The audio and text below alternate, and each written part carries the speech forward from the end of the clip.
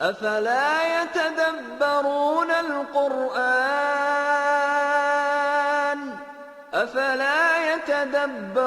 القرآن أم على قلوب أقفالها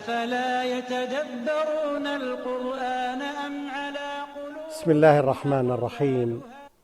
الحمد لله رب العالمين، والصلاة والسلام على أشرف الأنبياء والمرسلين نبينا محمد وعلى آله وصحبه أجمعين.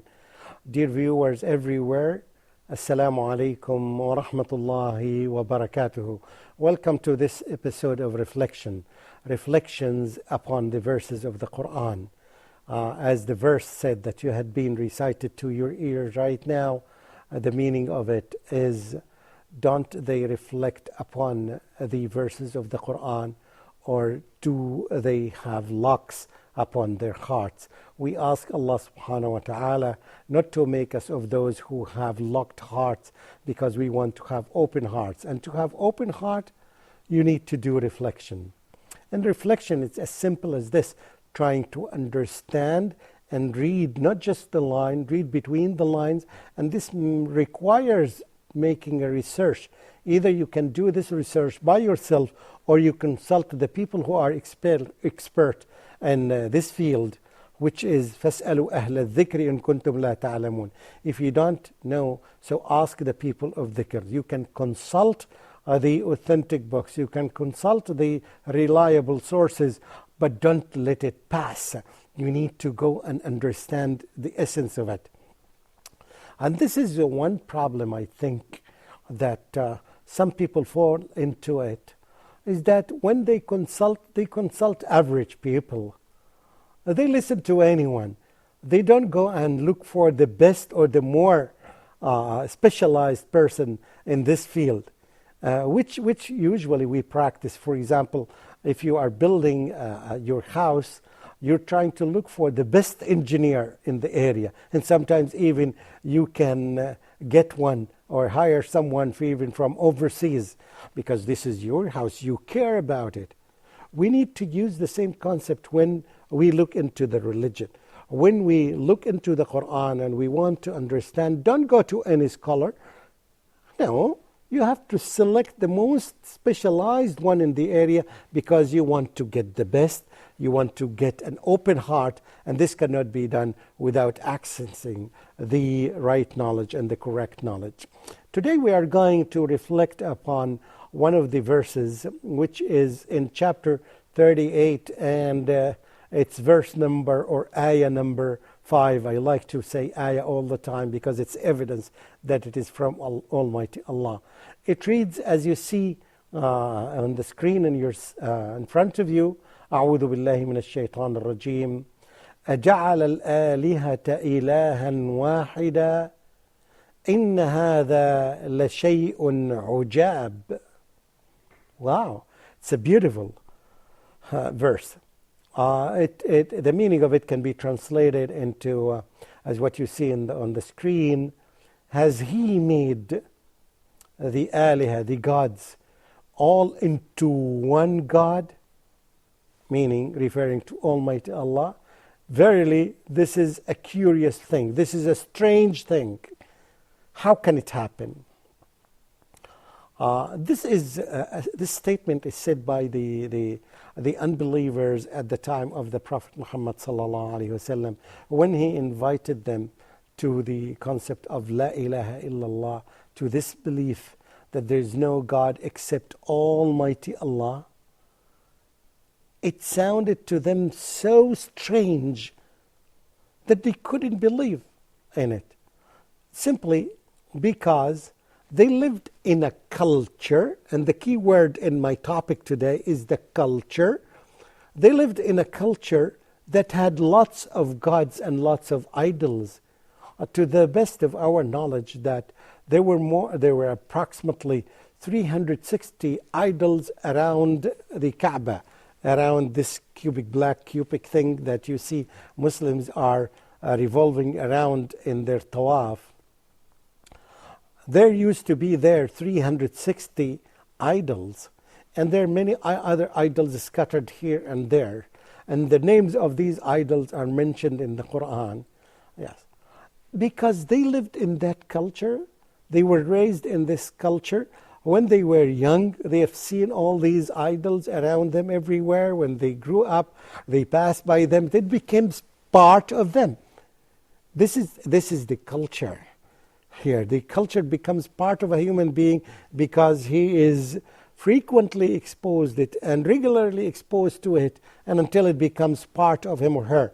And sometimes we don't investigate these things, because this was the norm at that time among those tribes who lived there.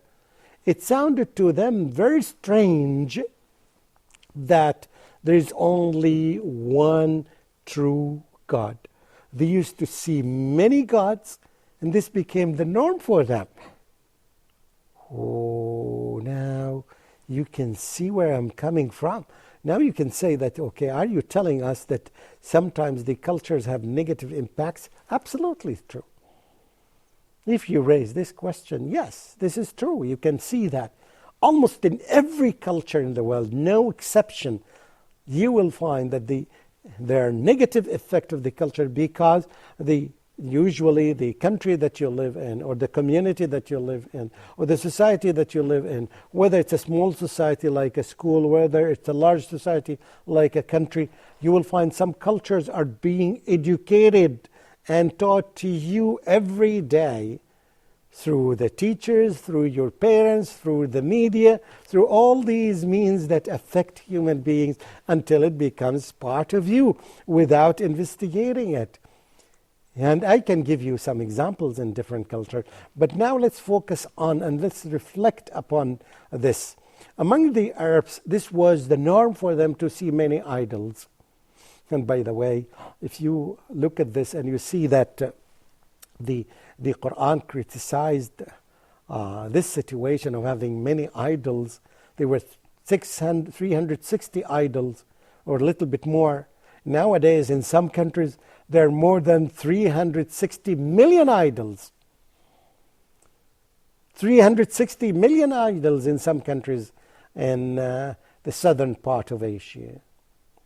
And it's not so important to pinpoint to specific countries. This is not the goal.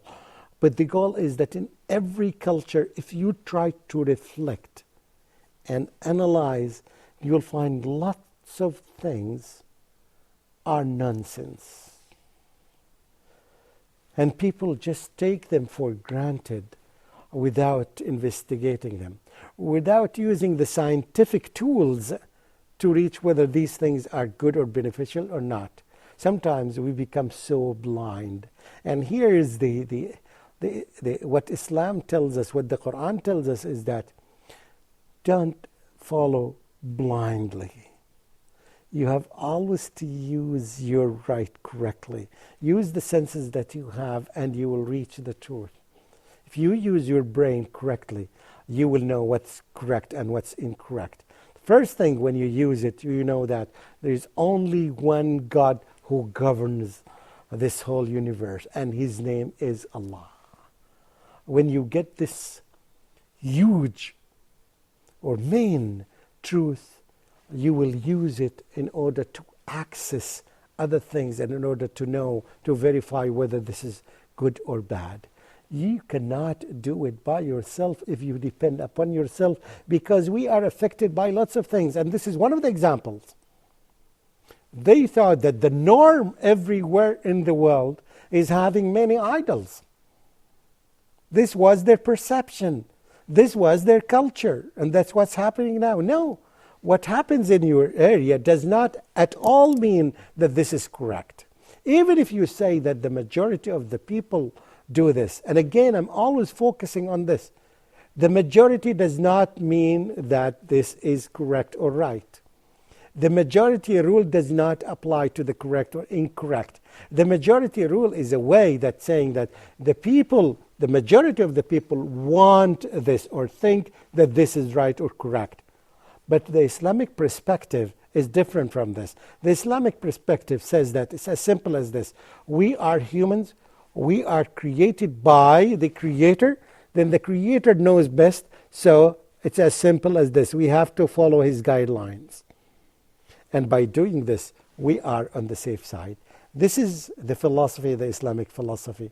And you can see that it's very simple for any human being. This is how a Muslim decides that this is right or this is wrong. However, this has nothing to do with my opinion. I think my opinion I love the green color, or I love the gray color, and another person loves a different color.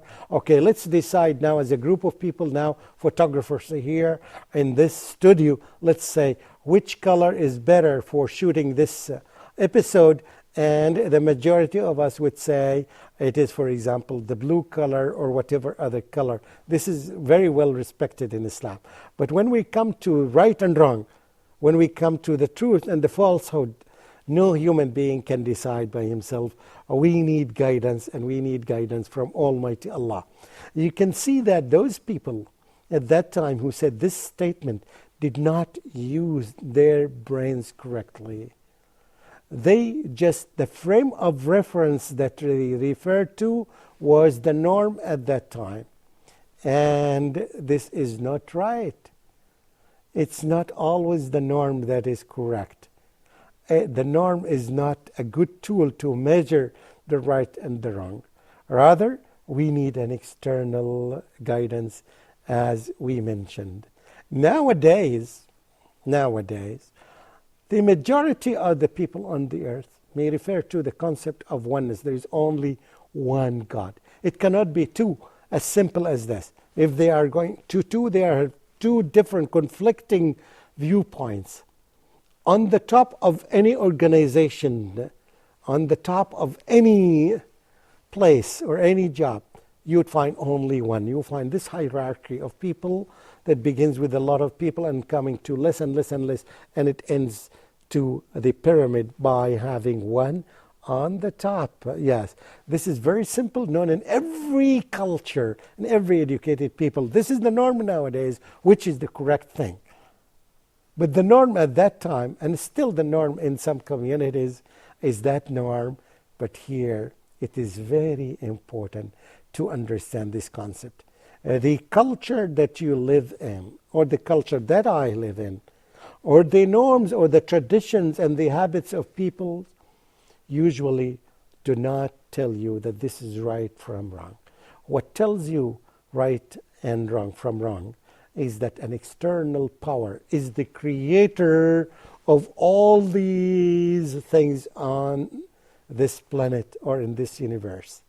Once you trust him, once you know that he is all-knowing, once you know that he is all-wise, once you know all his names and attributes, you develop this relationship with him, you trust him, you submit yourself to him.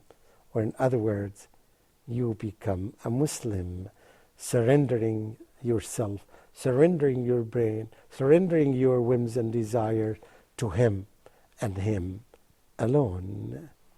Wassalamu alaikum wa rahmatullahi wa barakatuhu. This is your presenter, Mamdouh Mohamed.